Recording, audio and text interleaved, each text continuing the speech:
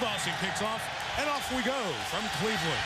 Lardarius Webb, who has a touchdown return already this season, takes it up the middle and is tackled at the 37-yard line by Mike Adams. 31-yard return, and we bring out the second-year quarterback out of Delaware, Joe Flacco, first-round pick last year. Of course, led this team to the AFC Championship game. You see his season numbers. Jaws alluded to more passing from Flacco and a pretty good percentage at 65%.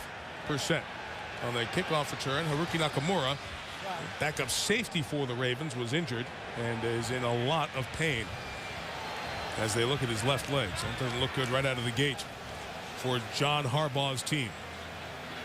4-4 team.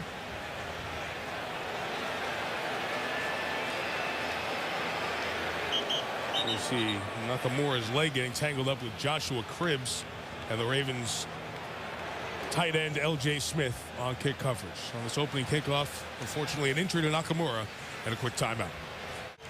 And take one more look at this as Joshua Cribbs was in there battling L.J. Smith on this opening kickoff. And Nakamura's leg just gets trapped as they dive over, and all the Ravens over there to give Nakamura a little pat on the back as you see him get caught up there and get injured. Well, clearly that's a tough way to start a football game. That is a good special teams player, and he's going to be sorely missed. He is a very important part of the Raven defense as well.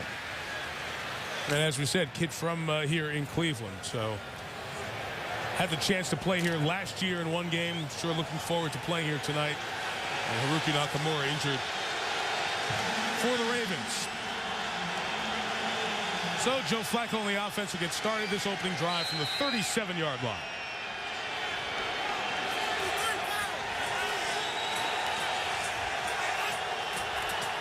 And Ray Rice runs to the left. Gain about 3 to the 40. Brodney Poole in on the tackle. Flacco mishandles the snap and throws it away. Burke Flacco, center exchange issue. Well, clearly on the first play of the game, they snuck Marshall Yanda, an extra offensive lineman, in the game, and they slammed it off the left side. Then on that play, they got into their unbalanced line and threw the football. So clearly Cam Cameron is using some heavy personnel groupings. I got a feeling he's going to try to establish the running game tonight. Yeah, they've been a pass-happy team so far this season. That's not their style. They like to have that offensive balance. 3rd and 7. Third down has been a good down for the Browns defense this year. Flacco had time, but nobody open, and he goes down with virtually no gain as David Bowens, who's moved to inside linebacker with a lot of injuries, helps the Browns start the game with a 3 and out. You know, the Cleveland Browns on 3rd down. Look at these defensive players moving around, disguising coverage. They end up playing too deep with man-to-man underneath. There's nowhere to go. And Flacco told us last night he's going to have to run for some first downs on 3rd down. Great start for Cleveland.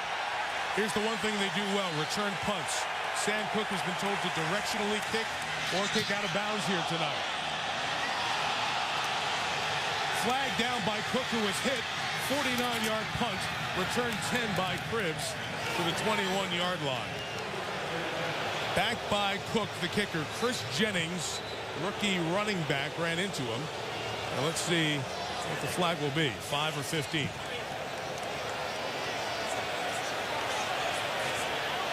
Looks like it'll be a 5-yard running into the kicker.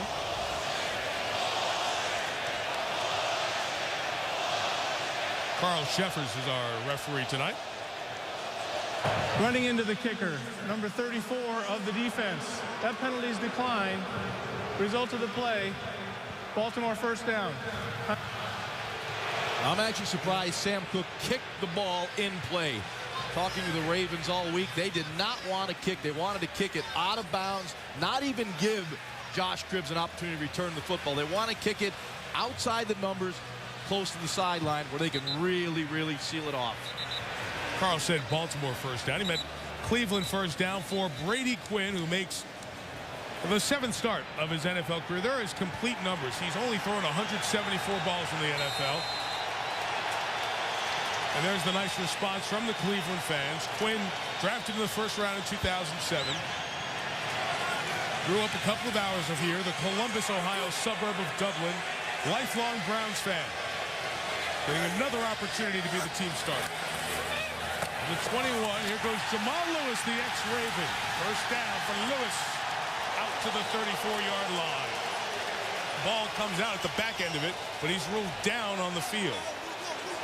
This is what Jamal Lewis is. He's a one-cut runner. It's an inside zone play. Watch him press it, pick up a block from his fullback, and when you see that train running full speed at you, that is not a friendly situation for a free safety.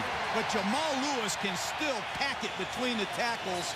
That's a big hit on first down. And John, you mentioned his fullback Lawrence Vickers did an outstanding job of hunting up the linebacker and getting the shoulder pads on him and moving him out of the way. A whistle from the sideline. John Harbaugh is going to challenge it. Challenge the ball was out. You can read him saying that to the side judge.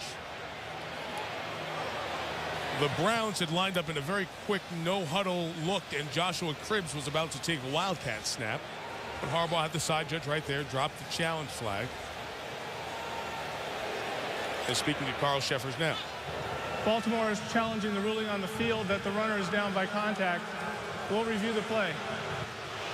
Well, some fits and starts here early on. Right now we have a challenge going on. The Ravens have challenged this play. Jamal Lewis's knee down.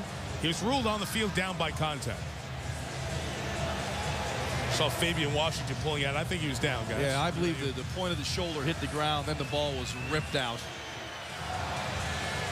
I think even before that, I'd say the shin or the leg. But, you know, this is an area that Eric Mangini says they've been working on. They fumbled 5 times in their last game against Chicago. And they have told their scout team players to attack the football, strip it out on the practice field. For 2 weeks, they've been attacking the ball on the practice field. And wouldn't you know, on the first carry of tonight, we're having a replay for a fumble possibly. After review, the ruling on the field stands. Baltimore will be charged with their first time out.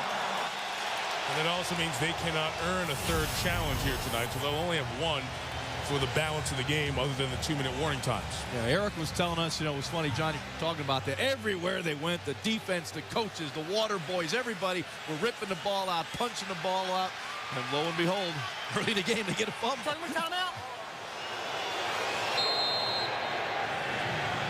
So officially a gain of 14 for Lewis and a first down for the Browns at the 34. They don't show the second play they were going to in the Wildcat. Hand it right back to Lewis, who gains about a yard or 2. Watch that tonight. After a gain of 1, Quinn's first throw. Complete to Robert Royal. The tight end gets to the 40 as Ed Reed comes flying on in to take him down. A third and about 5 against the Ravens defense. And Reed roaming all over the secondary. Cribbs flipped it back. This is the rookie Massaquoi. Chased down from behind by DeJuan Landry. The Browns will punt. Excellent discipline by the Baltimore Ravens defense. They were not fooled by the Cribbs handoff to Massaquoi to the outside. You see there are 3 Ravens diagnosing that play and making the play for a loss. On defense, it is about discipline. Maintain your gap responsibility. Don't be fooled. That's Reggie Hodges. The Browns signed him yesterday. Dave Zastudil has a knee injury, so their regular punter is out. Hodges kicked for Tennessee earlier this year. Kicked for the Jets last year. 37-yard punt, fair caught by Chris Carr, and the Ravens will take over. Trying to help this Browns defense that has been bad in the first half of the season. Play action for Flacco on first down. The check down out of the backfield. Good move by LeGarrette McClain. And the fullback's just a little bit shy of the first down. The rookie out of USC, Luka Mayava, made the tackle. Pass-oriented offense in the NFL. They go no huddle here to get the first down with McClain out to the 41, 42-yard line. John, what do you think of what John Harbaugh and Cam Cameron have done offensively this year? Well, I do think they want to become more balanced and get back to running the football Ravens style, but this offensive line is different. Gaither, the left tackle's a good pass protector, or their rookie right tackle, a good pass protector. Matt Burke, has come in here as an outstanding technician and pass protector. And by the way, Flacco can hum it. So you can't really fault them for being more aggressive throwing it, but I do know they want to be more balanced. And they're going to spread it out here, empty the backfield, and get it down the field. And incomplete, in and out of the hands of Mark Clayton. And if Clayton would have caught it and would have run, he would have gone all the way. I think one thing I've noticed early in this game, you've seen a no-back set, you've seen a no-huddle, you've seen an unbalanced line. The Cleveland Browns are missing both starting inside linebackers. DeQuell Jackson, Eric Barton are out, so the communication is going to be very difficult for the Cleveland Browns. David Bowens has got to step up. Take a look at these Browns try to communicate with one another against these multiple Ravens sets. The Ravens spread it out once again. They're going to play to Flacco's strengths, throwing the football. And there's all kinds of problems right now for the Ravens. Corner blitz fake. John, as I like to say, renting space in the quarterback's mind. They did it there. Well, good job by the Browns defense, showing some confusion, forcing Flacco to take a second timeout. Defense run by Rob Ryan, another son of Buddy, the defensive coordinator here for the Browns. We'll see a lot of different looks from his defense. This is 2nd and 10 for Flacco. Got it down to Todd Heap. Wembley made the tackle, but a first down into Browns territory at the 47-yard line. Well, when you play defense for Rob Ryan, you're going to have a lot of responsibilities. Take a look at David Bowens.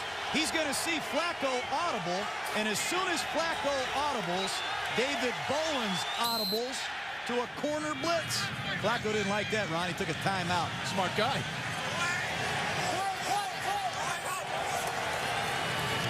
First down, Flacco throw. Looking deep, it was covered, and he goes down. Sacked by that man again, Bowens. So David Bowens was with the Jets the last 2 years, 11 years in the league, a half dozen teams, playing inside tonight. Well, David Bowens, he reads play pass. He just split a double team. That guy, David Bowens, filled in for Eric Mangini when he was a New York Jet last year as an inside linebacker. That's an excellent job. John, however, outstanding coverage in the secondary. The Ravens went play action, looking for the deep cross. Rodney Poole with great recognition, saw the cross coming from Mark Clayton, stayed deep, gave Flacco nowhere to go with the football. Play clock running down. They did not get it off. Oh, a timeout? They take a timeout? On the sideline, they took a timeout, and that's it. So the Ravens have blown all their timeouts, not even halfway through the first quarter. So they're batting their normal average. Rain coming down as Ray Lewis and the defense has seen an offense get off to a very slow start. A couple of timeouts taken, a little out of sync. 2nd and 19, Baltimore. After the Bowens sack. His 2nd of the night. And they'll run it to Ray Rice. He bounces it outside, and Rice got all the sack yardage back and more. First down for Rice to the 36. Mason and Gaither threw nice blocks. Well, Ray Rice at 5'8", 205 pounds out of Rutgers. He's a little scat back. He's an every down player. Right here, you'll see the nice trap back to the inside from McClain. He gets to the outside. Good downfield blocking from Derek Mason on Eric Wright. Creates a little seam for Rice. Boy, he's a tough back. Kelly Washington checks in. 3 receivers, no tight end. The 36 right back to Rice. Safety play has been called out for Rodney Poole the last couple of weeks. Here's McClain on the left. Leron made a man miss. He got a first down as he was chased down by the nose tackle Rogers at the 23. A gain of 9. Well, the Cleveland Browns are very late lining up right now. Matter of fact, their corners better get out there quickly. They're going to get quick count against them here in just a second, Jaws. But when you're missing both of your signal callers on defense, it really restricts your communication. And you can see that happening tonight already. Now the Ravens make a last-second substitution as Heap comes in. Washington leaves. Both teams appear to be a little bit out of sync early in this game. And the play clock's down at 2. All right, it all works. There's Rice to the right. The tackle on the corner by Eric Wright. The cornerback we mentioned is having a good season here for the Browns. Eric Wright is a very solid corner. He's covered very well this season. And he can play the run. That's always the key when you're going to play the Ravens. They're going to try to get to that edge, and he knifes in front of LaRon McClain and makes the tackle on Ray Rice. You know, one of the things the Browns have done well this year on defense is they've played good red zone football on the defensive side. Critical they get a stop here early in the game. This is play 10 of the drive. Just outside of the red zone. Rice left.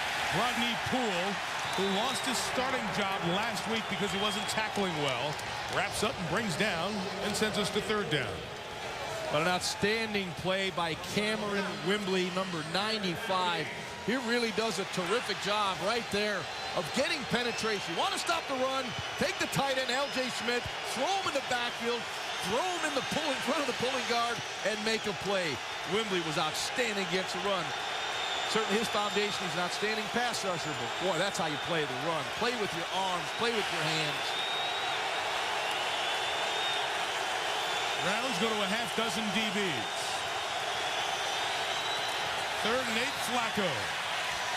Out of the backfield, Rice, wrapped up by the rookie Kaluka Mayava. 4th down, field goal attempt coming. That is a tough route to defend, but good work by the rookie linebacker, Maeva. Watch the route. You're going to see a little inside-outside break, and Maeva does a nice job breaking on the football and keeping the Ravens out of business. Excellent play by the young defender out of USC. Steve Hauschka, who has missed 2 key field goals this year, will try one from 36. And he missed them both to the left, those key ones. And he misses this one to the left. It's got to be on his mind, and he's missed them all the same way, left. Well, John Harbaugh made it crystal clear that he kicked very well. They brought other kickers in, but it was evident to the coaching staff and John Harbaugh, who's really his backbone is in the special teams area, in the kicking area. And Hauschka was clearly the best kicker they had, but he's got to start making them. He was a special teams coach for nearly a decade in Philadelphia with Andy Reid. A year as the DB's coach and then the head coach here at Baltimore the last 2 years. Extra offensive line, unbalanced to the right for the Ravens. From the 26, Quinn almost got him to jump. The Ravens got back. Brady throws, incomplete. Dangerous ball for the fullback, Lawrence Vickers. I like what they did there. They shifted to an unbalanced line. Brady Quinn shows you his mobility there. Little dangerous decision making. Yes, thank you, John. Brady Quinn, they got to get him into the football game. Take a look at it. Little gap protection. You see Jamal Lewis go for the cut, and Brady Quinn gets out of trouble, throws the ball away. But they have got to get Quinn going early. Wildcat snap to Joshua Cribbs. 4 blockers left. Get him free across the 30.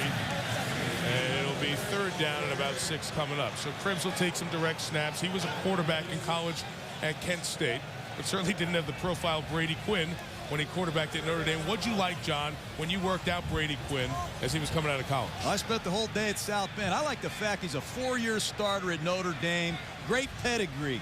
Played for Charlie Weiss, Tyrone Willingham. The guy's a winner. He's a big guy. He's a great kid. He works hard. I want to see him get it done tonight. Officially a gain of 5. It's 3rd and 5. Ravens bring pressure. Quinn made a good decision to Steve Hyden, the tight end, 1st down at the 40-yard line. That's what you want to see out of Brady Quinn. Stick that bat foot in the ground and get the ball out. I got so excited I couldn't get it out. Read the coverage. See Ray Lewis coming into your face. Get rid of the football. That's what you want to see out of Brady Quinn. That's why you want to see him on the field the next 8 games. Have some confidence in the guy. John, you loved him. I wish his coaches would.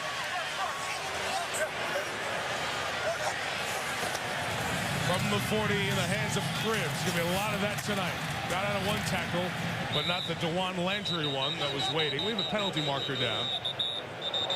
As a gain of 1 on the board for Cribbs. 12 men on the field. Defense. 5-yard penalty. Repeat 1st down. So, you know, when you get back to Brady Quinn, I went down there, Jaws. I spent over a day in South Bend. I had Brady Quinn in the bubble there.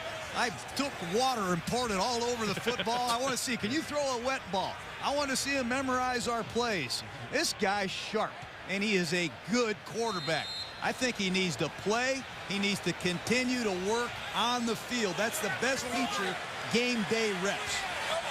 Well, that's been the problem here. The coaches have not had that confidence in him and keep moving him around and jerking him around. First and 5, Cribbs, the Wildcat snap hand to Lewis. And he gains 4. It'll be 3rd and 1 coming up. Just to go over the brief history, should say second down. It was 1st and 5 after that flag. I beg your pardon. Just to go over the brief history of Brady Quinn. Remember, Derek Anderson had a Pro Bowl season in Quinn's rookie year, 2007. Anderson started the entire season. Quinn played 1 drive in the season finale against the Niners. Last year, he got to start halfway through the season. Took over for 2 starts. Played okay against Denver and Buffalo, but injured his pinky against Buffalo and was out essentially for the rest of the season. Quick hit out to Mike Furry, the receiver, who's been with the Rams and the Lions, lost the ball, but Steve Hayden helped him get it back. You know, First Brady down. Quinn did a lot of this at Notre Dame. This is a running play. They're going to run the ball to the left side of the formation and have this bubble screen built in on the backside. And if the deployment says throw the bubble screen, Brady Quinn has the authority to do it. But that's a heads-up football play. Good call by Brian DeBoer, the offensive coordinator. But that's also outstanding awareness by Brady Quinn to see what the defense was. They left the slot open. He stood up, negated the run, threw the ball out. Good awareness by Brady Quinn. There's Chris Jennings running to the left for a yard to the 45 of the Ravens. Jennings is a rookie out of Arizona, free agent, just his 2nd career carry. You know, here's that guy, Chris Jennings, that Jamal Lewis was telling us about. He really likes this young back, and you saw a lot of him on the practice field Saturday. He's going to see a lot of action in replace of Jerome Harrison as the complementary back, but this is still Jamal Lewis's show.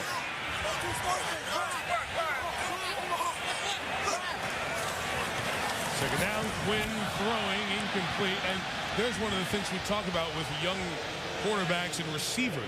Ball was tipped by Ray Lewis, but obviously not everyone was on the same page. Well, you hate to see that, Jaws. I mean, you're going to see Trubisky. Is he supposed to break this route to the outside? Did he see something the quarterback didn't see? But those are wasted plays. And in this field position against this defense, that can't happen.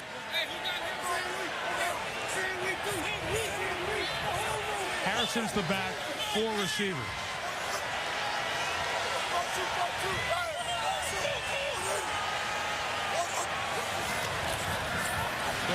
Pressure from behind, and Quinn goes down as Trevor Pryce gets in there for his 5th sack of the season.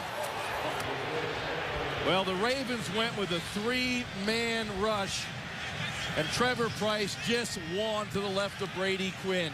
You'll see Trevor Pryce, number 90, right there, down in the 3-point stance.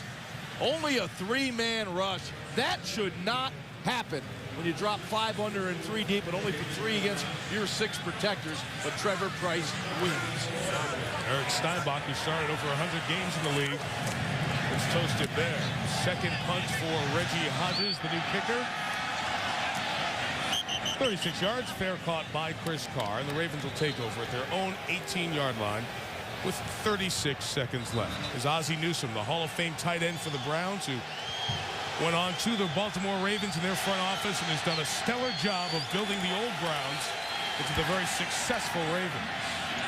Willis McGahee in the game, and he runs to the 24-yard line on first down. Guys, we haven't seen much of McGahee. He didn't carry it all the last game. You know, one of the things I want to do if I ever coach again is I want to coach running backs for the Baltimore Ravens. I know they got Wilbert Montgomery, but when you can bring in Willis McGahee fresh, and you have LaRon McClain, who could carry it with Ray Rice, wow, those are 3 good backs. Thanks for mentioning my old teammate, Wilbert Montgomery. He has done a terrific job with these Raven backs. Final play of the quarter. There's a run to the left. It's going to be right near the first down mark. I'd like to see some success. Second quarter begins with 3rd and 1 and a stop by Robert Smith. Still doing it, 10 years in the league, able to grab McGahee there. Or McClain, I beg your pardon.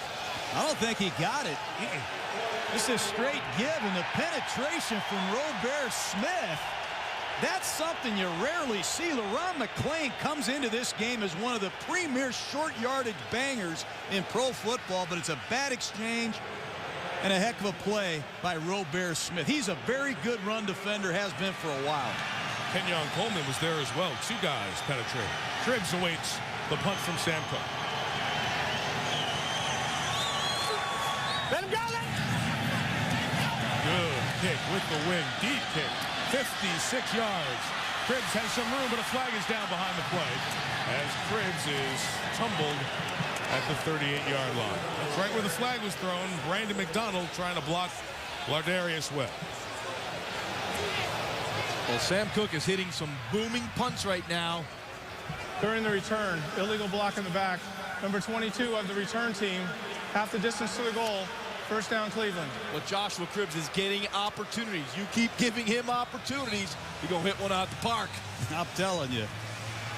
But these penalties hurt you. You don't want an offense that's struggling to move the ball and score to start inside their own 5-yard line. But you can see the contact from behind by McDonald, and the referees are trained to look hard for that kind of stuff. But this is horrible field position for an offense that's clearly struggling against a very good defensive team like Baltimore. Well, mistakes have hurt the Browns all season long. They do not want to have one of those turnovers in this area of the field.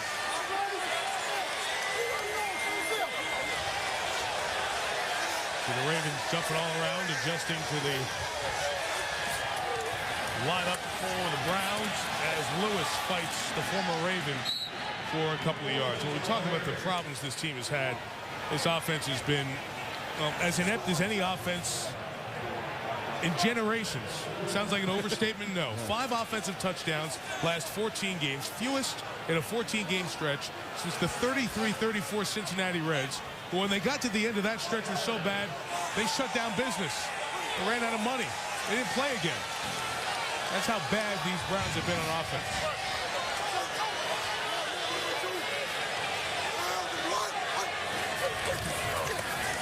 Brady Quinn throws. Incomplete. Ray Lewis deflecting it, intended for Mike Furry. Well, Cleveland's doing a lot of shifting with their personnel, and they're trying to get the Ravens to make a mistake. And Ray Lewis has been around long enough to make very few of those. But here's a nice play by Ray Lewis, instinctively finding the football and knocking it down. Well, Ray does an outstanding job of reading the quarterback's eyes. Brady Quinn took him right to the ball.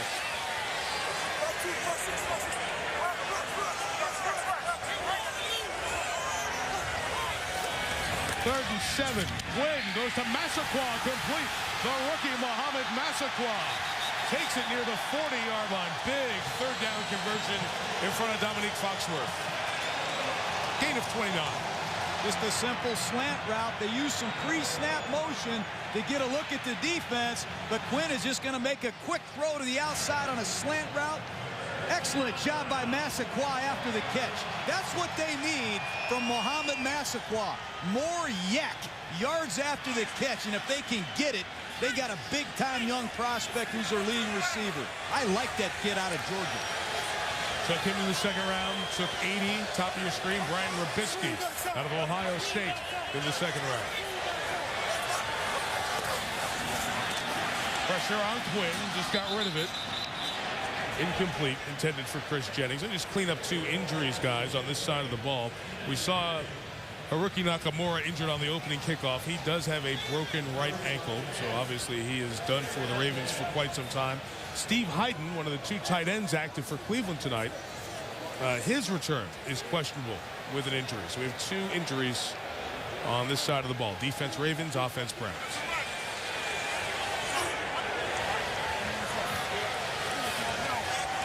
It's Robert Royal, the only tight end healthy remaining for Cleveland, who just moved to the right side. And a good opening for Chris Jennings. It's out to the 47. Terrell Suggs makes the tackle. 3rd and 3 coming up. This is a staple in the Cleveland Browns rush offense. They love to bring this ghost to control the backside while they slam Jamal Lewis inside on the split belly zone. You'll see that play 3 or 4 more times tonight. Just inside zone blocking. The motion is a diversionary, but I think they got to hand the ball to that end-around guy because I haven't seen him do that this year. Right tackle moves. John St. Clair's trying to say one of those guys made me do it.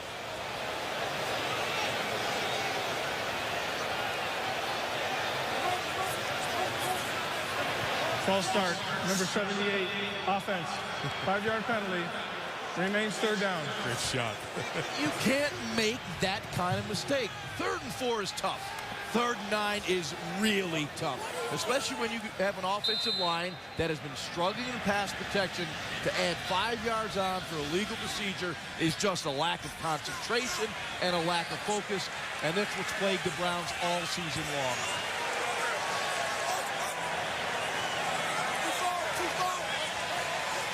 Ravens showed a little pressure from the right of Quinn, so he adjusts the play. Gets it out of his hands quick, and there is again the issues with wide receivers who aren't on the same page with the quarterback. Oh, it's just not good. It's 3rd down and 9, and that's when the Ravens get deep into their playbook.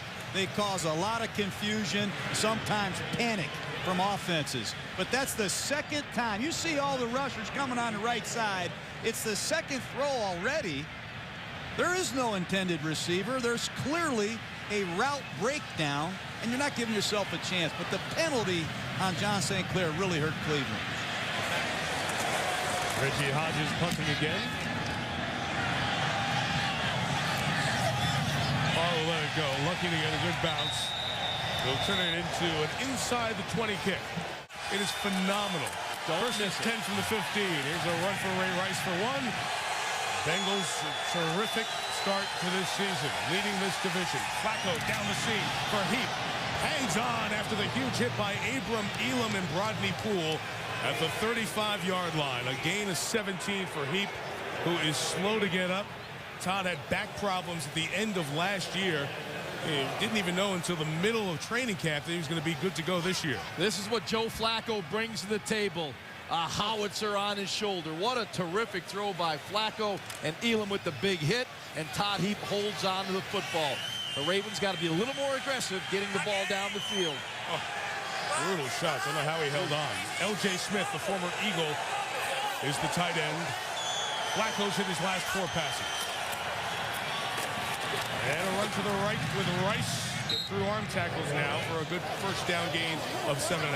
You know, one of the things about Ray Rice is he makes a lot of hidden yardage. Yards after contact. That guy is built. I mean, he's not the tallest guy we've seen all year, but boy, he's powerful, particularly his lower body strength.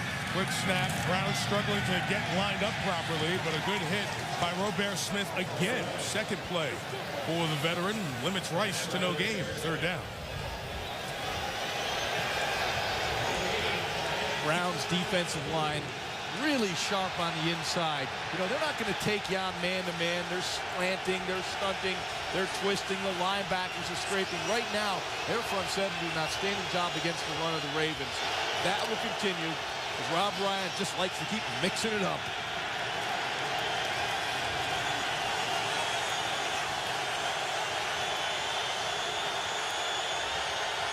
Ravens haven't picked up a 3rd down tonight. Flacco, nobody open, buying time, throws it away.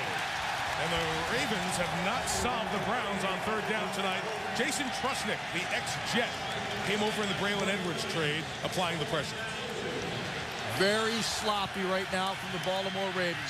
Joe looks a little bit frustrated right now where to go with the football.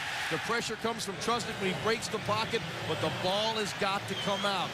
Right now, the Browns defense is doing an excellent job of disguising their looks and taking away number 1 and number 2 where Joe wants to go with the football. And you're one big Cribbs return away from getting in trouble. Cribbs runs up and catches a 37-yarder. Contacted by Kelly Washington as he came down. A marker's down, not there, but away from the contact and this conversation.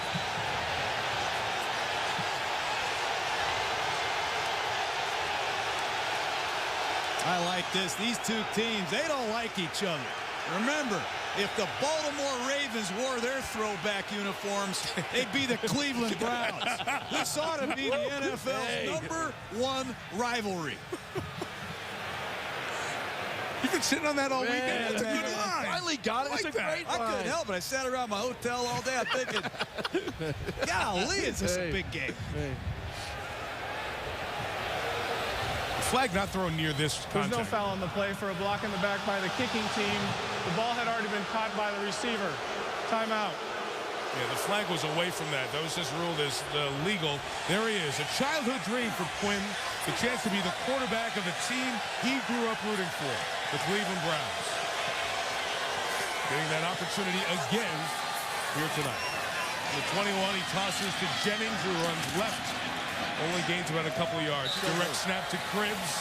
The former college quarterback gets a good block from Quinn and gets the first down at the 32-yard line. So Leroy Kelly signed that a little bit later on in life for you. Isn't that great? Oh, he sure did. I grew up not far from here. My dad went to Orange High School. Got a lot of great memories of the Cleveland Browns.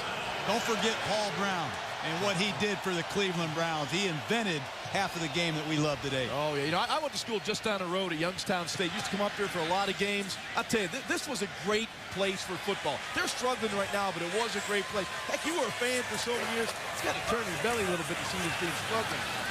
Lewis just gains for a yard and a half on first down. But, you know, Cleveland's doing so many different things right now offensively. Here they go back into the no huddle. We've seen numerous wildcat plays. A lot of young guys. We've had some confusion on the route adjustments here against the blitz. I just think they need to get coordinated, call some plays these guys understand, let them come off the ball and execute. They had a bye week. They had 2 weeks to put all this stuff in. They're using it.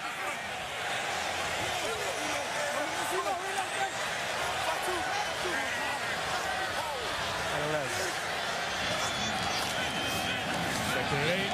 Quinn, who's good outside the pocket, to Chris Jennings for the first down. I mentioned Jennings is out of Arizona, signed as a free agent. He played one game in the CFL last year for Montreal. I like the play call. Get Brady Quinn on the edge of the defense. Once you're outside, there's the check down to Jennings. He really is the only receiver on that play. You're letting the defensive end run free. Your running back runs right by the defensive end. The quarterback gets rid of the ball quickly. One read, move and change.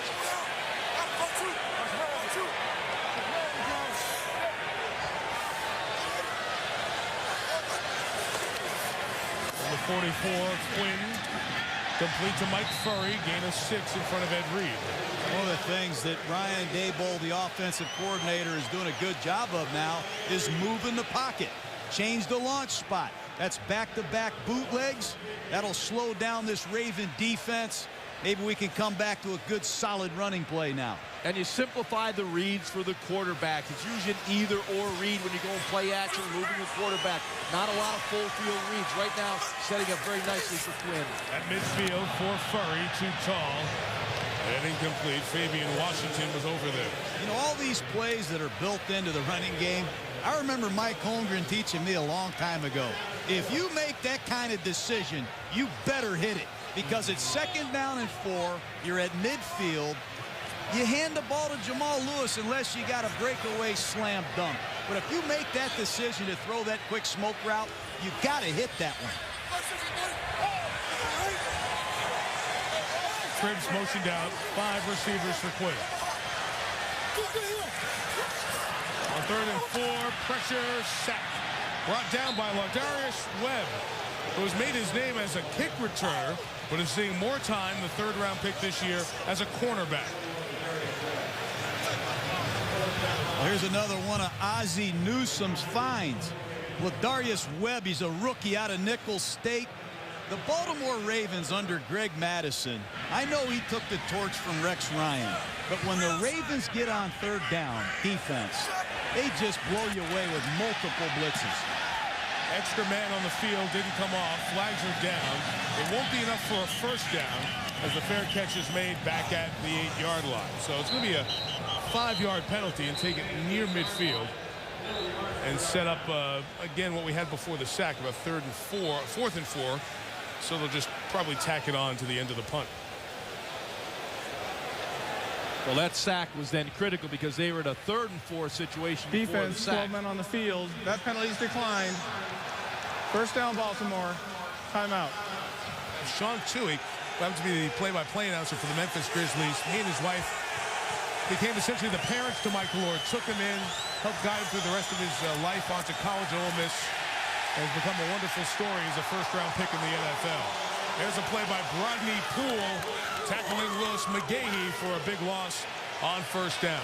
You better be careful with the splits of your wide receivers, because backed up down here, you're going to get some strong safety blitzes right off the edge. And Brodney Poole does a nice job of timing the blitz. He's unaccounted for. That's a big stop. If the crowd could get in the game and help these Cleveland Browns, if they could get a turnover on defense, it could really change the tide, Jaws. They're getting fired up, John. The dog pound's barking a little. 2nd and 13. A run with McGahee right side. Takes it over to the 20, but a penalty marker down. Back near where that hole opened up. Holding, number 77. Offense. Half the distance to the goal. Repeat, 2nd down. That's the veteran center, Matt Burke. Well, when you see Shaun Rogers and Matt Burke, you're going to see a battle. Rogers got very good penetration that time. And just listening to the Baltimore Ravens, they knew that Shaun Rogers was going to be a force. And they had to contest with him. They got Burke right there. I didn't see much. You just saw a little bit of Jersey. I think that's what Carl Sheffer saw on the last turn. These penalties have just killed the Baltimore Ravens. Almost 80 yards a game. Backed up to their own 2. Flacco hands the lead back and pounding through is McClain. John referenced it earlier. This guy went to the Pro Bowl as a fullback last year, but he was really the lead back for this team. He ran for over 900 yards, and this year he's had to come in and be the lead back for this guy. The fullback leading the way for Ray Rice. I saw Laurent in the hotel. What a great kid. He is an unselfish football player. He'll get his turns later in December when that weather turns. But Ray Rice calls Laurent McClain my big brother, and he loves following him to daylight. They've got an outstanding 1-2 combination of Leron McClain and Ray Rice. 3rd and 10, Browns running all over the secondary. Flacco pressured, throws, and it is caught with a marker down in the secondary. Derek Mason makes a great catch at the 25-yard line. No one throws the deep comeback from the far hash better than Joe Flacco. What a laser he threw. Illegal contact, number 20, defense. That penalty is declined. The result of the play, first down. 18-yard gain for the veteran 35-year-old Mason. Just incredible anticipation by Flacco.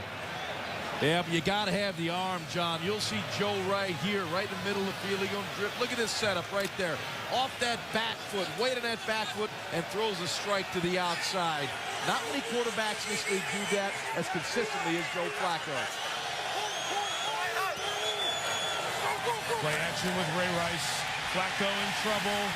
Gets rid of it, and a flag is down at Flacco.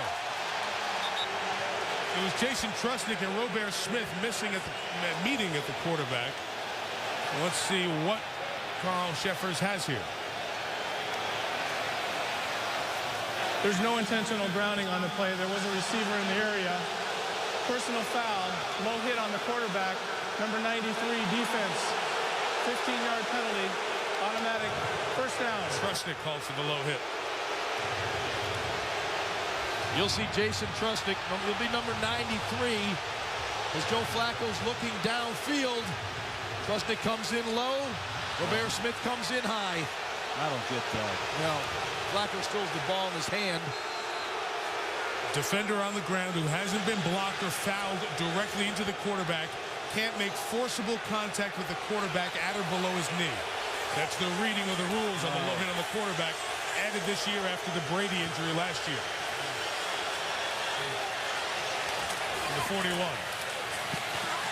Okay. We have all these rules, and you have to have a rule book and an interpretator to explain it sometimes. I didn't like that call at all. You are always on the official, man. No, I think a couple weeks ago you actually gave him a compliment. I wrote that down in my diary. Keep a diary on me, you know that? I don't know. I mean, take a look at it. Flacco's in trouble. I don't know if that's intentional or... See, he had been blocked, so he was knocked down. And maybe Sheffield didn't see that he was blocked and knocked down. Flacco loading that howitzer to the middle for Mason into Brown's territory at the 40-yard line. A gain of 19. Boy, they love this route. I think Derek Mason has a vertical read. He's going to come off the ball hard, and he's going to read the safety. And if that safety's deep, Mason's going to sit it down. And obviously, Mason reads it at full speed. Flacco does an excellent job. Joe Flacco loves play-action pass, these maximum protection two-man routes, and he especially likes his good friend, Derek Mason. Best looking drive of the night, either way. Approaching the 2-minute warning, Rice. He runs for a couple of yards. The only scoring opportunity tonight was a field goal miss by the Ravens in the first quarter. For the Ravens, it's so important they get their running game going. As John just said a moment ago, Joe Flacco loves the play action. A year ago, they were the #1 team in the league in play action. This year, they're #2. When you run that play action, the safety comes down in the box. You get the one-on-one isolation route. His defense is playing. You're right. He was the defensive coordinator in Oakland the last 5 years. This is 2nd and 9. Remember, Baltimore didn't have any timeouts. They couldn't challenge, but now any replayable situations handled upstairs. Well, everybody was going except for Burke. And now we have the flags put down on the ground. Well, Brandon McDonald, number 22 for the Browns, was playing the game with Joe Flacco. He's the corner. He was feigning that corner blitz. He had Joe Flacco a little bit rattled. And the flags are out. Start, number 65, offense, 5-yard penalty, 2nd down. You know, speaking of the Cleveland defense, how would you like to play defense on a football team where the offense has scored 5 touchdowns in 14 weeks? They never have had a lead all season except for maybe the last couple minutes of that Bengal game, but they keep playing. They're on the field way too much, but they play. And it's a credit to Eric Mangini and certainly Rob Ryan and these defensive players. They need to get their offense on track and see them play defense where they have a lead. Their lone win was at Buffalo, 6-3. They completed 2 passes in that game. Flacco running out of time, away from Wembley. Eludes the big man, Rodgers. Now throws, and it's caught by Heap. Catch made. What a play by Joe Flacco. It looked like he was going to go down from Cameron Wembley. He escaped that tackle, rerouted himself, circled back, and makes a heck of a throw. Let's get a look at this. You talk about extending the play. Look at Flacco. Now he steps up. It looks like Wembley's got him. He escapes that. Shaun Rodgers misses him. Flacco gets outside, and look at this throw to Todd Heap. All of that for a gain of 5. It's 3rd down and 9. 4 rush for the Browns. Flacco's shot is deflected and incomplete. Eric Wright once again on the coverage. He's had a very solid season. He has played well tonight, making tackles in the running game and giving Flacco a very small window to get that ball into, and he knocked the ball away. Eric Wright's been all over the field. Joshua Cribbs back. Men, I know you're excited to know this. We have not had a scoreless half in the NFL this year. We may be lucky enough to see it. Cook trying to pin the Browns. Ball was missed in the air, batted, and kept in. What a job by David Tyree. Picked up off, was it Tyree or was it Webb? It was Ladarius Webb. And Ladarius Webb, he goes back and tries to bat it. Question is, does he touch the goal line? Inconclusive from that angle. Touch the goal line there, bring the ball to the 20. The ball's currently sitting out at the 8-yard line. We are reviewing the touching near the goal line on the punt. You know, the timeouts used by the Ravens in the first half, guys, hurt them here. They have no timeouts left. I don't know, I'll ask you guys. You're the experts. If you're Cleveland, you just take a knee and get out of here and get to the second half? Yes, I'd be happy right now. This score is 0-0. You know, I'm normally a pretty aggressive guy. I see the glass half full. But if I'm them right now, it's 0-0. Let's get in that locker room. Hey, guys, thanks for working down there. Got a great shot there of Webb right down the goal line. You know, one of the things I'd be concerned with, the Baltimore Ravens have not started fast in games. No. And the longer you let the Cleveland Browns hang around, you're in trouble. And I really think if Cleveland can come out of the locker room in a 0-0 football game, anything goes. But for whatever reason, the Baltimore Ravens have been slow starters this season, and I can't quite understand why. They've got a very talented football team. And they have explosive players. I mean, you got a quarterback like Flacco that gets the ball down the field, is accurate down the field. You got wide receivers, may not be the speediest, but they're outstanding route runners. You got a tight end, and Todd Heap, who's an outstanding receiving tight end. They just can't seem to get it going early in ball games. And the importance of the game, guys. So we saw the Cincinnati-Pittsburgh game yesterday. Those teams are extending out here. A very good game. Cincinnati's 5-0 in the division. For Baltimore, they have their 2 games with Pittsburgh left. Indianapolis coming up. And, oh, by the way, there are 8 teams in this conference with a better record than Baltimore coming into tonight. The Ravens are sitting on 4-4. Here's Carl Sheffers now. After review, the ruling on the field stands. First down, Cleveland. Now I clearly just run it and get out of there. It's back at the 7. The Ravens can't stop it. Well, the Cleveland Browns are last in the league in turnover margin. They have had a hard time hanging on to it. I'd be surprised if they take much chance here. It's always one of those things you wonder, if you're not going to pass it, just take a knee. Why even run the ball? Jamal Lewis carries for a couple of yards to the 10. And they would have to run one more play. And you hear a smattering of boos from the crowd. Hey, they're going to get booed off the field. Undeserved. They'll get booed off the field if they just run it or take a knee here. But you know what? It's scoreless against the Ravens. You're in the game. You get the ball to start the third quarter. Right. Your defense is playing well. Hey, you're I'm with you. double-digit underdogs. Yeah. If you go to halftime, whether it's 0-0 or 28-28, this is anybody's ball game as we start this third quarter. And now they are going to take a knee as they put Mike Furry, the wide receiver, also plays safety back there. And guys, it gives me the opportunity to share this great news with you. This is the 620th Monday Night Football game. It's the 9th scoreless half. The Browns have got to get a big play in the passing game. A missed 36-yard field goal, our only near score here in this half. Joshua Cribbs has tied an NFL record, 6 career touchdown returns, and he's got it at the 4. And he doesn't make it to the 20-yard line. Well covered. Michelle Tafoya down on the sideline. Well, I spoke with both coaches, Mike. John Harbaugh said, we've just got to relax, get in a groove, convert some third downs. We've got our hands full with a very good defensive football team. We have to find a way to win this game. And Eric Mangini said he wants to keep up the tempo of the no huddle. He said that's been working well for them. Defensively, they want to continue to throw those disguises at Joe Flacco. They think that's been throwing him off, Mike. If Flacco, Michelle, has not had a good half, 8 of 12, just 92 yards, and sacked a couple of times. Brady Quinn 6 of 12 in the first half. His Browns take over at the 19. And they will run it with Jamal Lewis, who backs in for a couple of yards. Bunch formation to the right. Quinn throws that way. It's deflected by Terrell Suggs. I really want to see this big guy out of Notre Dame cut it loose. He down here, 3rd and 8. Just take Cribbs and run him down the field and try to make a play. The 21, another quick toss, and the defensive lineman know it too. Jarrett Johnson knocked it down, and it's 3 and out of the gate for the Browns. And guys, this is what the problem was with Brady Quinn when he came in last year. All short passes, nothing downfield. I don't know who you blame for it. It's everybody together on this, but it's a quick screen.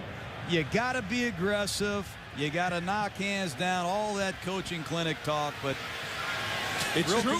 Yeah, it's true. No, it's true. Reggie Hodges kicking it away. Another poor kick by Hodges. Fair catch was called for. Chris Carr couldn't get to the ball. Well, the offense has been somewhat unwatchable tonight on both ways, but let's credit both defenses too. They have taken care of everything. Ed Reed and company in Brady Quinn's head.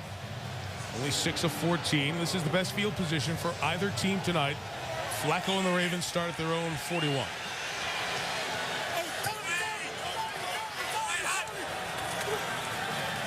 And Flacco swing it to Ray Rice out of the backfield for 5 to the 46. Trusnick over there with McDonald on the tackle. Brown secondary and their defensive coverage have been outstanding. Rice runs for about 1.5 yards. Good job against those 6 offensive linemen. Power formation. Kaluka Mayava, the rookie out of USC, continuing to make good plays. That's a nice job. The ball bounces to the outside, but Cameron Wembley keeps that outside arm free, does a nice job getting off the block and forcing it into Trusnick and his friends. But that's a good job rallying to the football by the young linebacker, number 66, Kaluka Mayava. That's the 3rd time he's done that tonight. Wembley Like begins that. to play off the edge. 5. Browns have been very good again tonight on 3rd down. Rushing 4. Flacco's pass caught at open field for Mason. Derek Mason down the sideline. Takes it to the 10-yard line. A pickup of 44 for Mason. Flacco does an outstanding job of identifying the one-on-one coverage, the isolation route. He had it on the outside. He saw Brandon McDonald one-on-one on Derek Mason. Look at this throw. It just whistles by Brandon McDonald. Mason takes it up the sideline. Browns having confusion on defense. Only 10 guys out there defending Rice. He goes to the outside and scores the game's first touchdown. The Browns only had 10 guys on the field. They couldn't get number 11 out there. You get an explosive play, and it's a great time to go to the no huddle. Cleveland Browns, they don't know which personnel the Ravens have on the field. They're caught with 10 guys. They're completely outflanked, and Ray Rice punishes them off tackle. Great job by the Baltimore Ravens to start the 3rd quarter. That's where you call timeout. Right. And the coach can call timeout. He can run to the side judge there on his side and call timeout. Eric Mangini shaking his head, very unhappy with just a mistake. Don't beat yourself. I mean, that's been all season long for the Browns. They've beaten themselves. Hauschka kicks to Cribbs from the 4. Joshua Cribbs, if he can get this block, may have some room to run. There goes Cribbs to the 42-yard line. Good 38-yard return. Well, this starts their best field position of the night to begin a drive. On 41. Quick drop, quick toss, off the hands, intercepted. Heading back the other way with DeJuan Landry. Back-to-back plays, touchdown Ravens.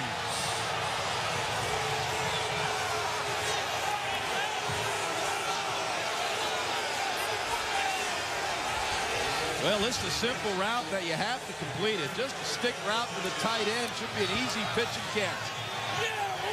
Well, it's really important that when you run these outside breaking routes off of 3-step drops, the receiver has to see the ball leave the quarterback's hands. That ball got in on Royal, who's a tight end. It's not an accurate pass. Tip passes against the Baltimore Ravens in traffic. There are no other defenses that score more points for their team than the Baltimore Ravens. And the extra point is blocked. Can't do anything with it. Sean Rogers, who's a machine at blocking kicks. 2 touchdowns in 17 seconds. The second one off the interception. Brady Quinn off the hands of Robert Royal, and DeJuan Landry took it home. They're mixing up their kicks. This is a short kick to make it tougher for Cribbs to return it. So instead, it gets returned to the 34-yard line by Gerard Lawson. Here's a run on first down for Chris Jennings up the middle to the 40-yard line. Guys, can you come back to a couple of things you just said? First off, you said that throw comes out quick. He's got to see it because of all the people there. Robert Royal, the tight end, wants to see that ball come out of the quarterback hands. The antithesis of what you normally talk about a quarterback where there's anticipation, but because it's such a short throw, a lot of bodies between the quarterback and the receivers, and it's hard to pick the ball up for a tight end on that little stick route. So you want to see it coming out of the QB's hand. After a gain of 6, Jennings remains the lone back. And the rookie out of Arizona runs on the end, and he's submarined by Fabian Washington. We'll have 3rd down coming up.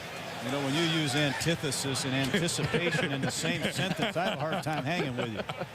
I think this is really important. When I talk, Coach. I think this is very important for Brady Quinn in his career as a pro player here in Cleveland. I think he's got to get something going. This is his third year, 2 different head coaches. I know it's 2 different offensive coordinators, but here he is now out there in a Wildcat, and I know they're not going to throw him the ball. 3rd and 2. Joshua Cribbs takes this snap directly. And a former quarterback at Kent State picked up a nice block from the fullback, Vickers. And into the arms of Ray Lewis on the sideline, but a first down at the 45-yard line. And you talk about playing for multiple coaches and multiple offensive coordinators. You have a new organization comes in. The Mangini regime did not draft Brady Quinn. So that loyalty of how long you have to give him shrinks a little bit. Well, they didn't draft Derek Anderson either, but they got to put a guy out. He's a young quarterback. He's got to be on the field. If you're having a tough time, you've got to play through those difficult times. But you've got to give this guy a chance. I mean, I don't see any rhythm to this offense whatsoever tonight, and I haven't seen it all season long, as a matter of fact.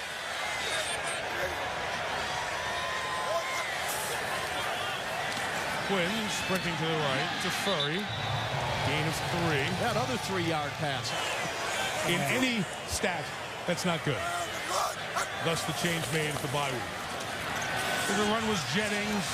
Penetration from the Ravens. Down. Fabian Washington, who was called out here for his play the last week or so, has been very impactful against the run game tonight. Well, it's going to bring up a 3rd and about 11 on the play. So I think they're going to have to throw the ball down the field to get a first down. Well, that's Ray Lewis. You know, Ray Lewis, Fabian Washington, that's Raven defense.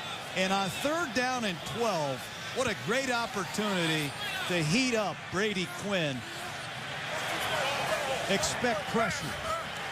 Browns have to get to the Ravens 44. They haven't been there all night. Quick toss off the hands of Furry. Intercepted back the other way with Chris Carr, who thought about a lateral. A flag is down as Carr goes down at the 40. And Terrell Suggs is shaken up along with Quinn. Well, that's just what happened. You get in After 3rd the interception, down. personal foul, low block, number 10 of the passing team. That 15-yard penalty will be added to the end of the play. First down, Baltimore. It's Quinn on Suggs, who's limping off, hurt his right leg.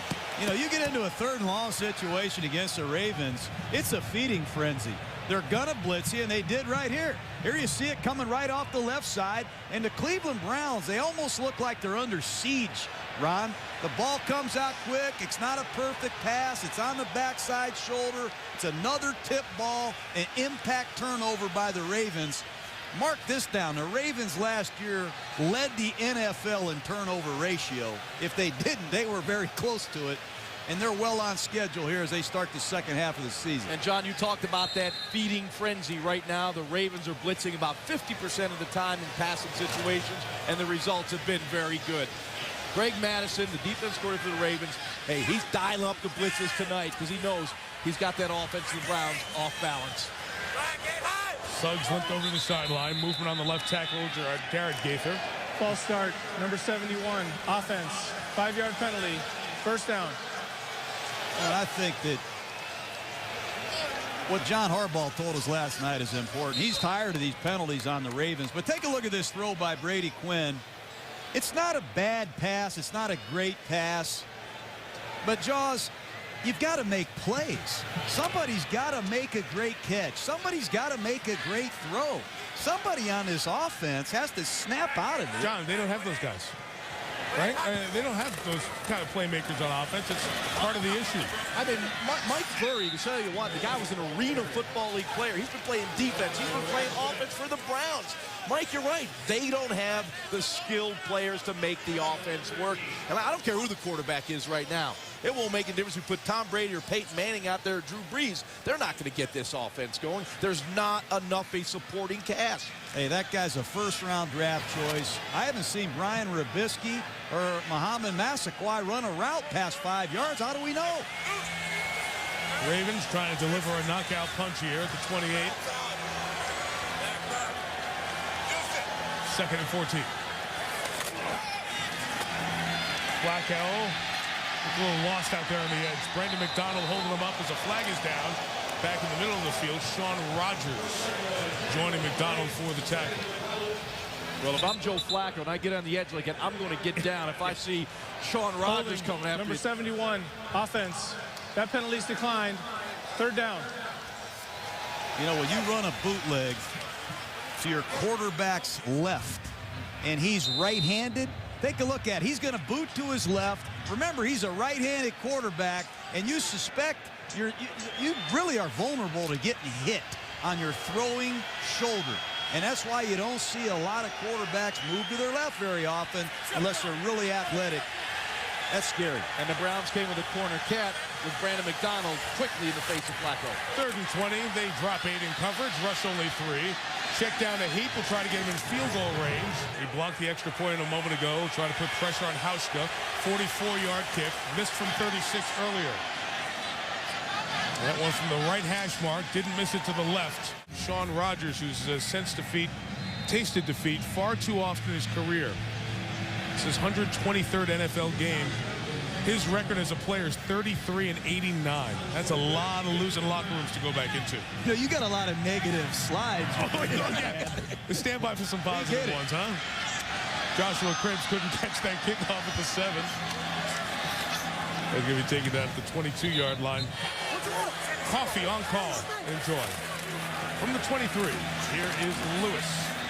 Running up the middle for about 4 or 5 yards. Give an opportunity. Call something down the field. 27, they bring Cribbs. Hey, they handed it to the Ghost.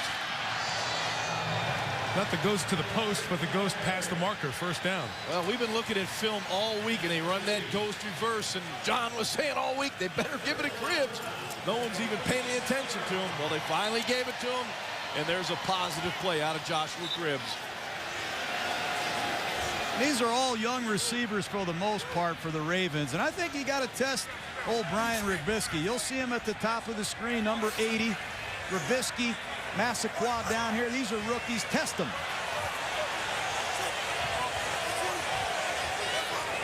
Paul Kruger, the rookie out of Utah for the Ravens, got back onside. Mike Furry the catch.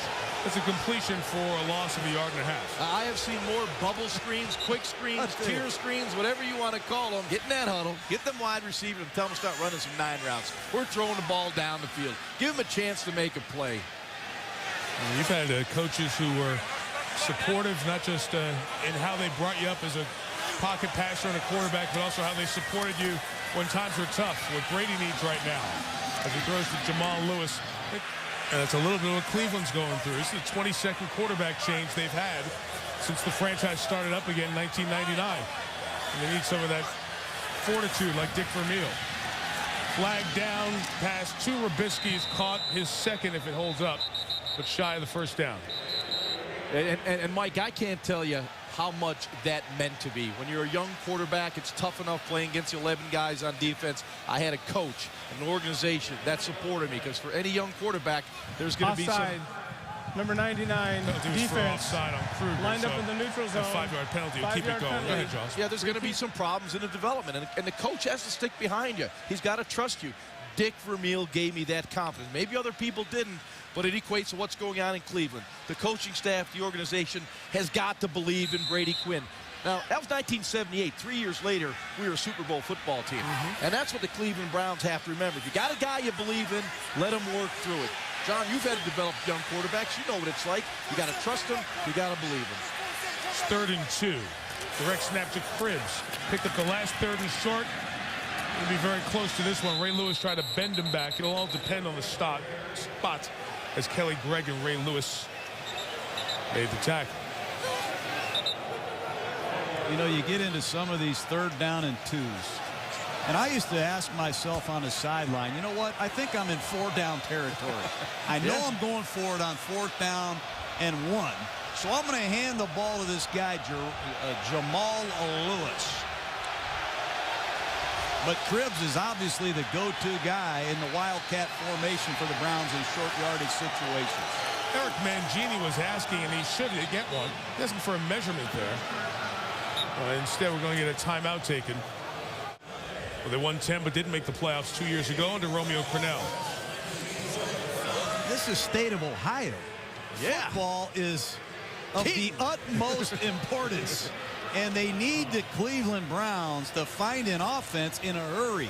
They've been waiting a long time.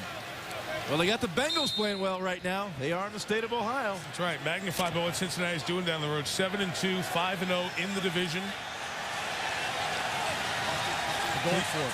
Cleveland goes to Cincinnati in 2 weeks. Fourth and less than a yard.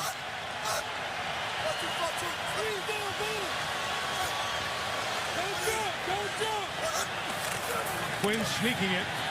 It looks like Brady will get the first down. I just need to see some fast break offense. I think the no huddle, in and out of the huddle, the tempo's got to increase. We're running out of time, and Cleveland knows it. They're listening to you, John. They're going no huddle. Do something to change this up.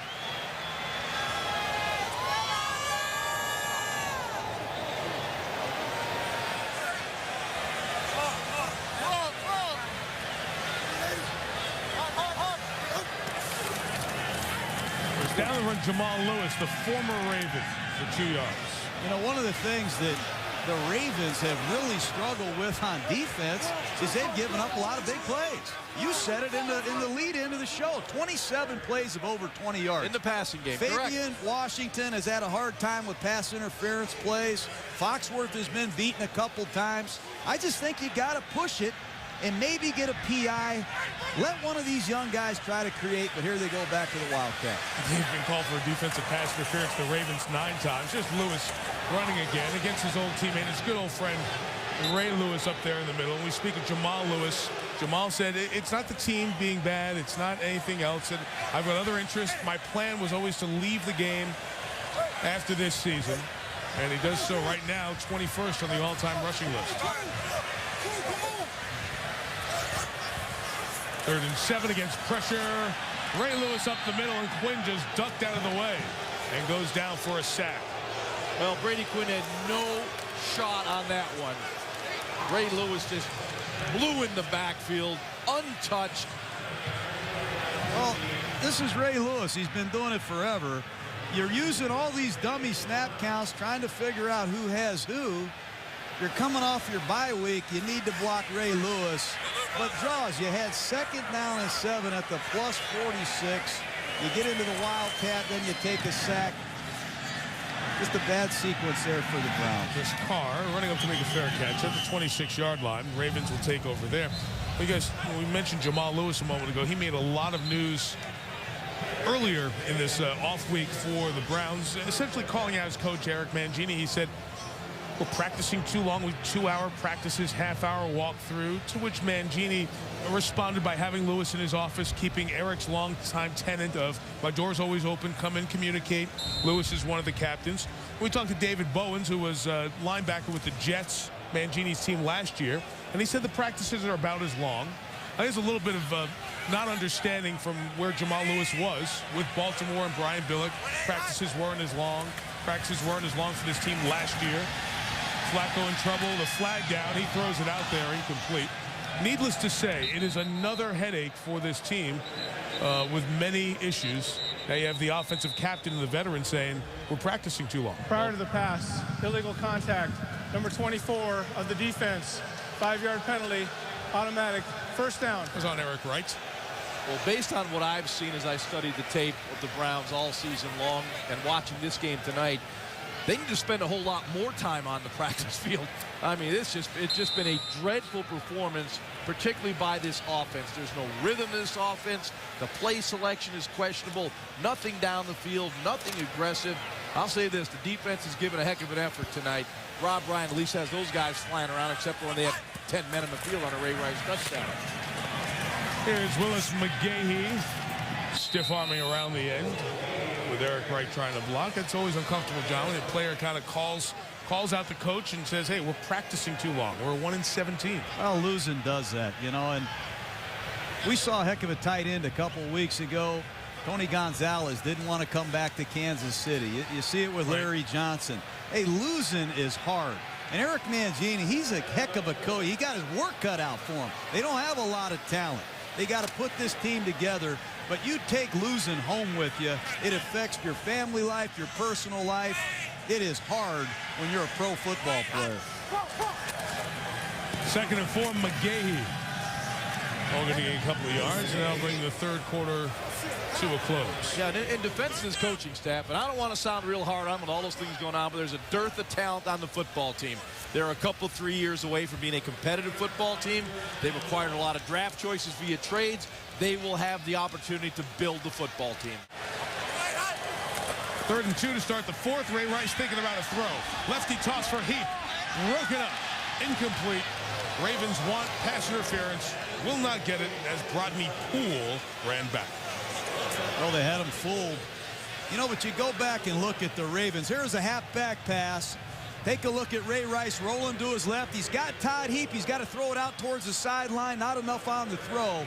But those 3rd and 1s, those are the situations, Jaws, I think the Ravens got to heat that running game up. I totally agree. I don't get that play at all. The one problem they've had is the consistency in the running game, and they go to a gadget play on 3rd and short. Let him go! Let him go! Cook to kick. Cribbs will haul in the 45-yard punt at the 16. Trying to work to the open space on the left side, and he gets beat around and knocked down by the combination of Tyree and McClain. Just past the 20.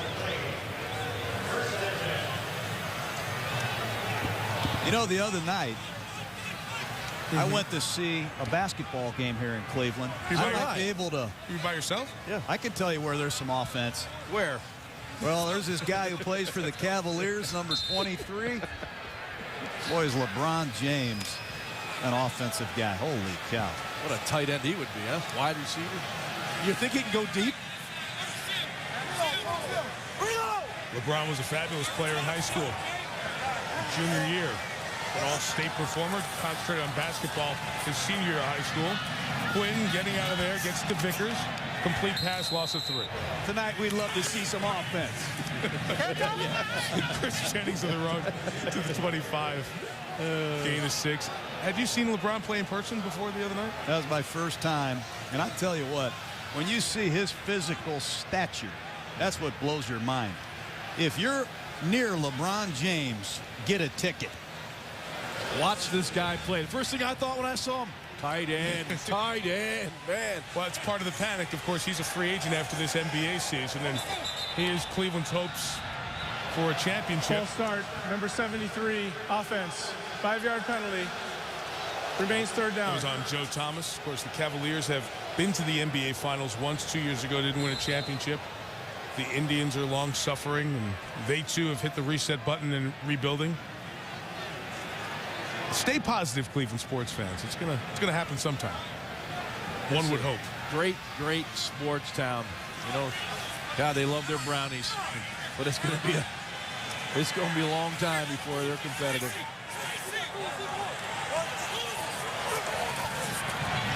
Quinn deflected and knocked down smartly. Quinn and Steinbach were over there, and that'll set up 4th down.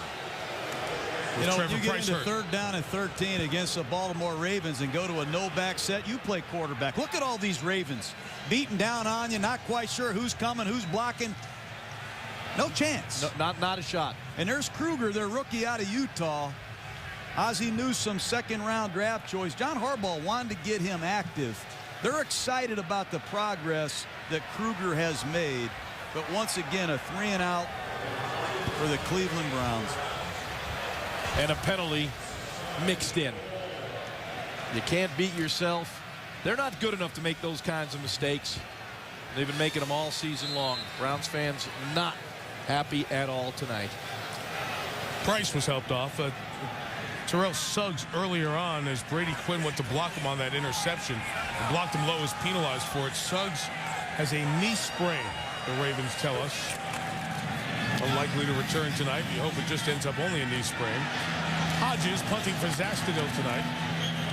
Kicks it to Chris Carr on the site of the old Municipal Stadium. Ray Rice runs right. McDonald shows him the sideline. Look out. One of the Browns assistants over there gets taken down. There's a flag back by the play. Personal foul, face mask, number 66, offense.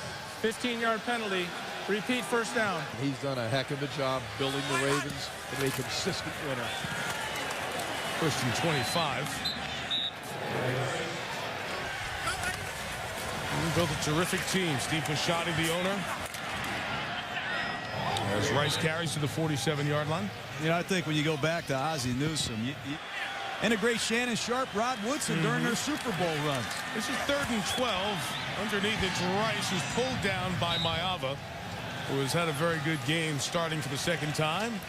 And the Ravens will be forced to punt. Yeah, Mike, you talked about Maiava, and he really has played well tonight. There have been a number of times he's been singled up against Ray Rice out of the backfield, and Rice is an explosive back as a receiver. Maiava's done a really good job on him tonight. One of those young players that the Browns can build upon for the future, that rookie out of USC. It's a heck of a play. They love to run everybody off and let Ray Rice work underneath, and that really puts a linebacker in a vulnerable position. Great play by the rookie out of Southern Cal. You saw the Gunners. They've done a nice job supporting Sam Cook's directional kicking, making Cribbs a non-factor in the return game tonight. And another one here. Well done by the special teams of the Ravens. Downed at the 11.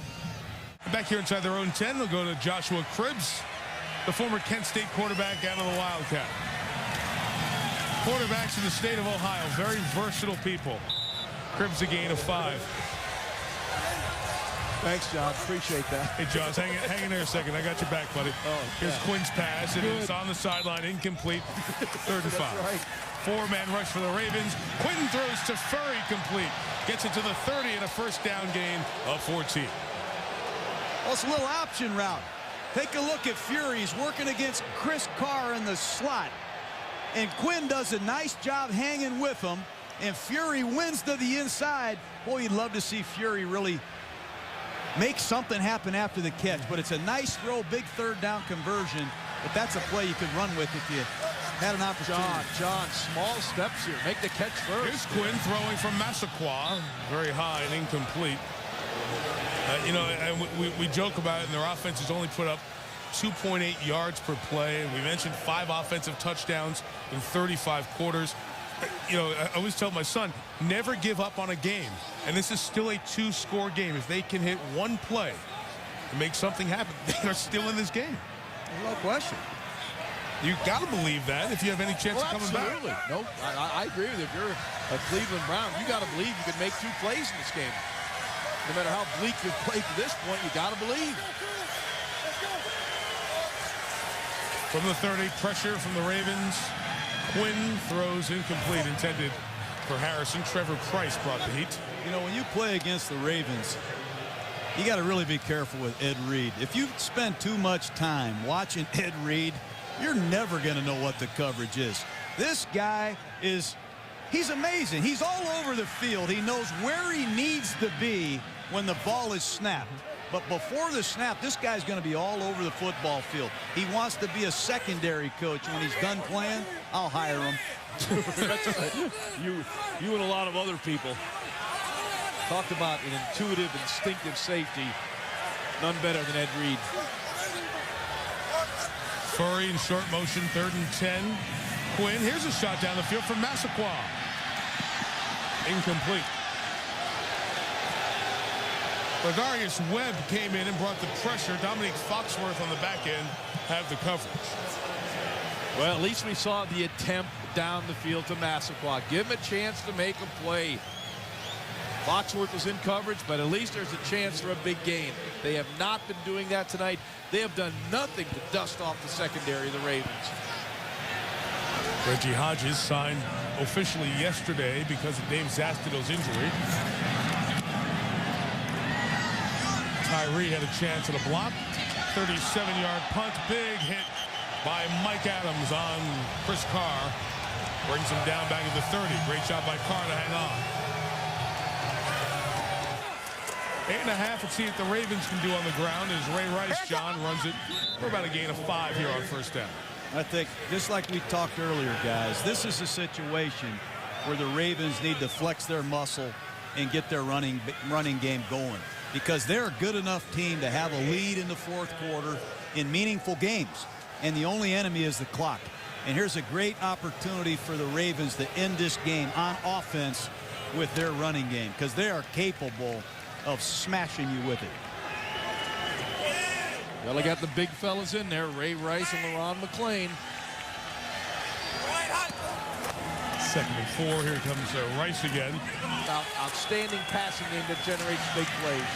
McGahee runs to the other side of the unbalanced line. They had 3 linemen to the left. He's right at the first down sticks here at the 7-minute mark. What do you think about the kind of seed change here a little bit and how winning football's played, John? Well, I agree. I also think every time Ron makes a point, he's got a nice graph here. That's and right. That's right. You got it. Showcase his stuff. But the point I want to make is that's 3 consecutive runs by the Ravens, and over 2 minutes of the clock is gone. And they're going to run it again and again. And if you can beat the clock, watch the game last night. Everybody's talking about that Colt game. You know, it's hard to run the clock out when you're passing the football, Ron. You know that. First down pass to McClain in the flat. A gain of 2 yards. What, was anybody talking about the Patriots Colts game last night? I understand it was a good game. What an intriguing late night that was to watch. The other thing, too, the Ravens, you start getting in November, December. You know what the weather's going to be like in Baltimore. You're going to have to deal with the elements. Joe Flacco certainly has the arm to knife the ball through the windy days he's going to have there. But you have to have that running game, especially when you play with the lead. The quality teams now like to start fast and then milk that clock with the running game in the second half.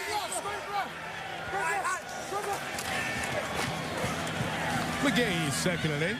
But Belichick has been a guy that's unconventional. He'll make tough decisions, and he did. But what I would have done, I would have punted the football. Downtown. 3rd and 2. There comes the blitz from Mike Adams. Didn't get there in time. We'll call tangled feet on the side here with Brandon McDonald and Kelly Washington. Incomplete on 3rd and 2 as the Ravens chose to throw it. Well, they're very lucky that there were tangled feet right there, because this had the potential for being an interception going the other way. There you see Mike Adams forcing the quick throw. And on the other end, we'll try to get a look to you. That ball was almost intercepted. Dangerous play call there at midfield with this situation. I don't get the last 2 play calls. A halfback option pass on 3rd and 1, and you got 3rd and 1 again. They're throwing, another ball to the wide side of the field, almost intercepted. Well, somebody's asking for movement. Finally, we get a few flags.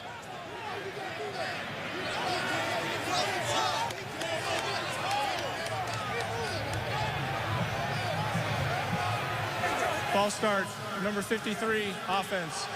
5-yard penalty, remains 4th down. It's on Jameel McClain. They thought they had one on the Browns and did not. And Mike, and be sure we don't let the genius off the hook over here. When we get to him on that Belichick question, he's trying to dodge me here, so we'll get back to that. No. Yeah, all right, I know. He got kind of quiet all of a sudden. Nobody escapes. Nobody escapes. Let him go, let him go. Bouncing kick brought in by Cribs at the 15. Very good coverage all night here in Baltimore. Prescott Burgess made the tackle. Oh, here's an opportunity for John to give us his view. Yeah, go ahead. Well, I'm not 180 like you are. I'm going to be consistent with what I said. I agreed with the call. I went against Peyton Manning on Monday Night Football. We had a 35-14 lead with 5 minutes left, and we punted it to him, not once, twice. And he ended my night. Peyton Manning is that good. I don't care how good your defense is and whose feelings you hurt. You got Tom Brady and Bill Belichick. They had the play they liked, and really they had the matchup they wanted. They just didn't execute the play. Who's going to fault Bill Belichick? They got a 2-game lead. Here's a shot down the field for Cribs. Incomplete. Looking for a flag. Not getting it. There's Joshua Cribs. Talk about a jack of all trades. This guy lines up in a Wildcat. He's their leading tackler on special teams 3 years in a row up until this year. Here he is running a go route. They rarely call the feet tangled as pass interference. And this guy threw over 1,100 passes at Kent State as a quarterback. He's a football player. Quinn pressured, flushed, throws for Furry, who makes the grab, tackled by Ladarius Webb. I'm glad you brought up Cribbs because there was 1 year in between them. The quarterback who followed him for 3 years at Kent State was Julian Edelman, who is now a receiver for the Patriots, caught a touchdown wearing a cast last night. We'll see Edelman, Brady, all the Patriots, and Randy Moss in a couple of weeks when they go down to New Orleans on a Monday night. 3rd and 6. Quinn lost it as he tried to load up. He was hit by Jared Johnson, came off the edge. Brady Quinn just doesn't have much of a chance. By the time his back foot hits the ground, defenders are in his face. Literally no shot. You'll see John St. Clair. He sets Jared Johnson right around the corner. The minute Quinn sets that back foot to deliver the football, he does not have a chance. The ball stripped out of his hand. Well, it's always something, Jaws. You know, it's a penalty here, poor protection there, drop ball there. 0 points. Hodges kicking. 48 yards to the 35. And a return of 5 by Chris Carr near the 40. I feel like when you said I got to clap, too. You know, is that all right? From the 39, here goes Rice. This has not been an impressive, dominating performance that some people talked about. It really hasn't. With that schedule, they're going to have to play a lot better. You know, Joe Flacco made a few plays today, but the consistency wasn't there. You know, their 3rd down, I'm scratching my head on a couple calls, a halfback option pass, you know, dropping back. When I think you just got to start pounding the football a little bit, coming off the ball, you know, ice the game away when you get a 16-point lead. Rice is carrying for the 19th time tonight. He gets close to the 85-yard mark, and another timeout taken by Cleveland. You know, everybody says that the Ravens have lost 4 tough games to really good teams. We lost to Minnesota. We lost to Cincinnati twice. Gee, we've been close. New England. Well, they've beaten Cleveland twice, who's without a win, and they beat Kansas City, a team that's struggling. Next week and the following week, give the Baltimore Ravens an opportunity to take out the 9-0 Indianapolis Colts and their nemesis, the Pittsburgh Steelers. Those next 2 weeks, that's when you're going to find out about the Ravens. I can't wait for that. Yeah, and they've got a running back that I love. I think Ray Rice is a complete football player. You know, he can catch the football, he can run, he's an every down back, he can block. I believe he has to be more of a focal point of this offense. When they get in these tough games, they can't rely on the passing game. They're going to need that balance. 3rd and 5, and they will run. Rice, his 20th run, picks up a 1st down. Good receiving skills as well. They'll get him singled up in those linebackers, and he'll win. Browns only down to 1 timeout. McGahee pops through there for 3 or 4 yards. Willis McGahee, of course, terrific from his days at Miami. Very good start with Buffalo in his first 4 seasons, and now having to take the role of a backup to Rice. You know, when you talk about Ray Rice, he's one of those backs that's slow to the hole, but he's fast through the hole, man. And he is an outstanding receiver. He's one of the few guys in the world that leads his team in rushing and receiving. And if you watch this guy carefully and really study Ray Rice, wait till you see him pick up the blitz. This is a every down back. And he is a big-time player, man. You saw the 2 other backs, Chris Johnson and Steven Jackson, the 2 other backs in the whole world. You've searched the globe to find the backs leading rushing. Pretty cool start to the season. McGahee the carry, and a timeout is taken by the Browns, their last. You know, guys, I don't know how many more years we're going to see Ray Lewis. You see him over there on the sideline. Year after year, his 14th year in the league, 34 years old, Super Bowl 35 MVP. And you sit with Ray before you go do a Ravens game. You just get excited about football. He still carries that unbelievable passion for the game and spreads it to so many young players around the league as well. Wow. And there he is with his defensive coordinator, Coach Madison, who's probably going to be a head coach soon, because everybody that comes in contact with Ray Lewis becomes a head coach. And Coach Madison's an outstanding coach in his own right, but Ray Lewis creates jobs for people. What a guy he is. Here's McGahee running. A couple of yards. Browns out of timeout. So you know, one of the great plays this season made by Ray Lewis. We gave, I'm going to give a little bit of credit here. We've been piling on Cleveland because we've been telling the truth about what's going on in the game. Give a little bit of credit to the Cleveland defense. They have not played a bad game. Maavas look good. They're down their 2 inside linebackers. Sean Rogers gave you a good effort, blocked an extra point. Well, it goes back to what Eric Mangini's bringing in here. High character guys play like this. This is very important to these players on the Cleveland Browns. They've just got to find an offense. And I don't know that Brady Quinn fared real well tonight, Jaws. He has got to play better. They have got to find ways to score. And we know that. Well, you need some help. You know, you've got Joe Thomas at left tackle, Eric Steinbach, the rookie Alex Mack, first-round pick at the centers. There's the left side of that offensive line, pretty solid. The right side, once again, is struggling, and it struggled tonight. But overall, that old line has got to play better. Well, the Browns will take over as Baltimore turns it over on downs. Final numbers for the offense. Flacco, 13 of 18, a $155. Ray Rice, 20 carries, 89 yards. And the game's only offensive touchdown. Speaking of which, the Browns will lose for the 14th time in 15 games, and they will now have gone 60 quarters. That's 60 quarters, 15 games, John, with 5 offensive touchdowns. It's really remarkably inept. That's hard to believe. Yeah. I mean, Well, they're confused here. 20 seconds remaining. And Quinn will launch downfield for Cribbs. Incomplete. well, I'd like to see the ball at least somewhere near the field of play rather than outside that white stripe. They have 11 draft picks next year, and one of the questions they're going to come across is, they'll decide over the next 7 weeks in the evaluation, what do you do in terms of quarterback? Do you take another one? Well, you know, you got to take a look at that. You've got to see who's available in the draft. And that'll be something they think about here in 7 weeks. But in the meantime, they got to learn a lot about the players they have suited up right now. Who's going to be a part of this building process. Quinn with another launch downfield, and that one will also be well out of bounds and incomplete. You know, you dip into the quarterback pool for a first-round pick at quarterback within a 3-year span. Really, in the last couple of decades, it's only happened twice. Seattle did it when they took Rick Meyer and Dan McGuire, and Washington did it. They took Patrick Ramsey and then took Jason Campbell. So it's very rare that you see franchises have to take first-round quarterbacks within 3 years, but that might be the situation here. Well, the ball has to land in the field of play. And I realize quarterback ratings, stats, and all that are important, but you got to put the ball between the lines.